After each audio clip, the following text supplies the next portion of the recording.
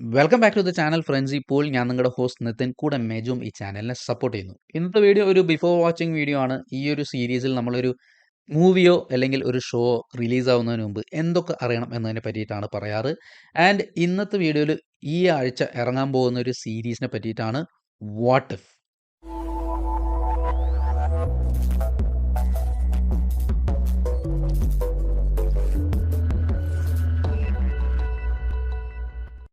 What ഇഫിനെ പറ്റിയിട്ട് പറയുകയാണെങ്കിൽ ഭയങ്കര എക്സൈറ്റിംഗ് ആയിട്ടുള്ള ഒരു പ്രൊജക്റ്റ് തന്നെയായിരുന്നു നമ്മുടെ MCUയുടെ ഭാഗത്തുനിന്ന്.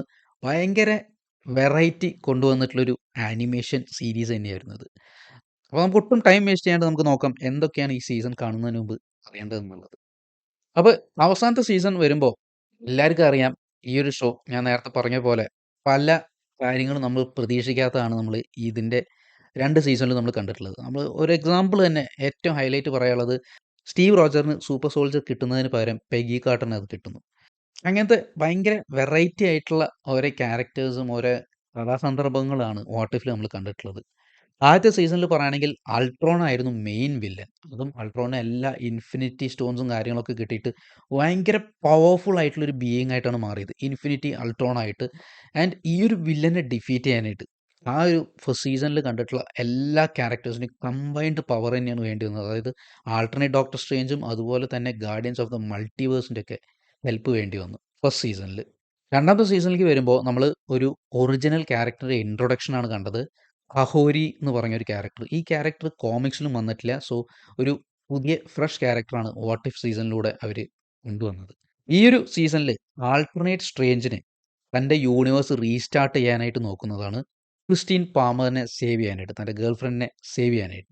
ഇത് ചെയ്യാൻ വേണ്ടി പല വില്ലൻസിനെയും ഒരു വേൾഡ് ഫോർജിലേക്ക് ഇടാനാണ് നോക്കിയത്, റീസ്റ്റാർട്ട് ചെയ്യാനായിട്ട്. പക്ഷേ ഇത് കഹോരിയും ക്യാപ്റ്റൻ കാർട്ടറും കൂടി സ്റ്റോപ്പ് ചെയ്യുകയാണ് ഉണ്ടായത് രണ്ടാമത്തെ സീസണിൽ.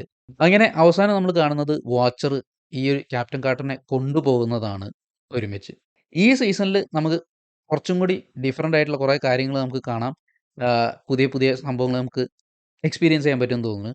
ഒന്ന് പറയാനുള്ളത് മെക്ക അവഞ്ചേഴ്സ് ആണ്. ഇത് കുറച്ച് മെക്കാനിക്കൽ സ്യൂട്ട്സ് നമുക്ക് ഇഷ്ടപ്പെടുന്ന ഹീറോസൊക്കെ ഹൈലൈറ്റ് ചെയ്യുന്നതാണ്.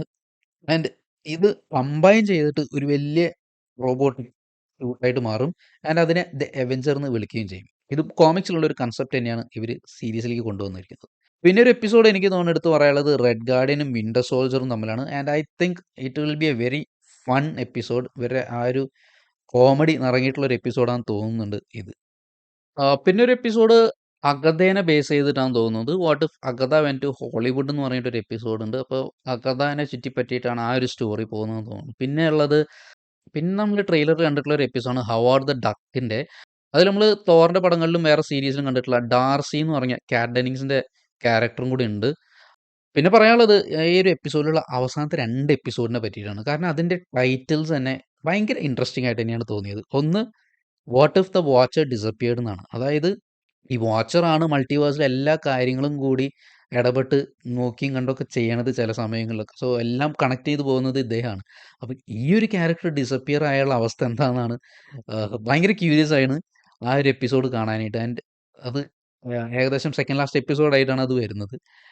മൾട്ടിവേഴ്സ് എങ്ങനെയായിരിക്കും മുന്നോട്ട് പോവുക ഈ ഒരു ക്യാരക്ടർ ഇല്ലാണ്ടെന്നുള്ളത്. പിന്നെ അവസാനത്തെ എപ്പിസോഡിനെ പറ്റി പറയുകയാണെങ്കിൽ വാട്ട് ഇഫ് എന്നാണ് അതിൻ്റെ ഒരു പേര് കൊടുത്തിരിക്കുന്നത്. ആൻഡ് ഇത് നമ്മുടെ അവെഞ്ചേഴ്സ് എൻഡ് ഗെയിം ലെവൽ ആയിട്ടുള്ളൊരു എപ്പിസോഡായിരിക്കും. കാരണം എല്ലാ ഇതുവരെ കണ്ടിട്ടുള്ള ഹീറോസും ക്യാരക്ടേഴ്സും ചിലപ്പോൾ ഒരുമിച്ച് വന്ന് നിൽക്കുന്ന ഒരു എപ്പിസോഡായിരിക്കും, ഒരുമിച്ച് ഫൈറ്റ് ചെയ്യാൻ വേണ്ടിയിട്ട്.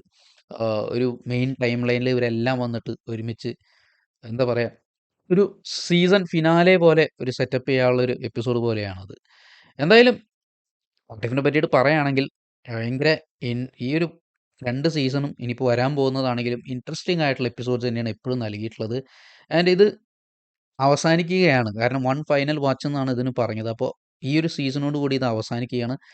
നല്ല രീതിയിൽ വിഷമമുണ്ട്. കാരണം ഞാൻ എപ്പോഴും വെയിറ്റ് ചെയ്യുന്ന ഒരു സീസൺ തന്നെയാണ് ഓരോ എപ്പിസോഡിനും. കാരണം മാർവലിൻ്റെ പല ആസ്പെക്ട്സും കാണാനായിട്ട്. അപ്പോൾ ഇത് അവസാനിക്കുമ്പോൾ വിഷമം തന്നെയാണ്. പക്ഷെ എന്തായാലും ഇതിൻ്റെ ഒരു സ്പിൻ ഓഫും അടുത്ത കൊല്ലം വേറെ ഒരെണ്ണം ഇറങ്ങാൻ പോകുന്നുണ്ട്. കാരണം സീസൺ 2ലുള്ള ആ സോംബീസിനെ ബേസ് ചെയ്തിട്ട് മാർവൽ സോംബീസ് എന്ന് പറഞ്ഞിട്ട് ഒരു സംഭവം അവർ ഇറക്കുന്നുണ്ട് അടുത്ത കൊല്ലം.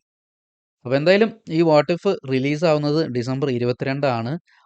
8 എപ്പിസോഡുണ്ട്. അപ്പോൾ ഓരോ എപ്പിസോഡും ഓരോ ദിവസമായിട്ടാണ് ഇറങ്ങുക. അപ്പോൾ ഡെയിലി ഒരു എപ്പിസോഡ് വെച്ചിട്ട് റിലീസ് ചെയ്യുന്നതായിരിക്കും. സോ എന്തായാലും ഈ വർഷം അവസാനിക്കുന്നത് മാർവലിൻ്റെ ഈ ഒരു വാട്ട് ഇഫ് വെച്ചിട്ടാണ്.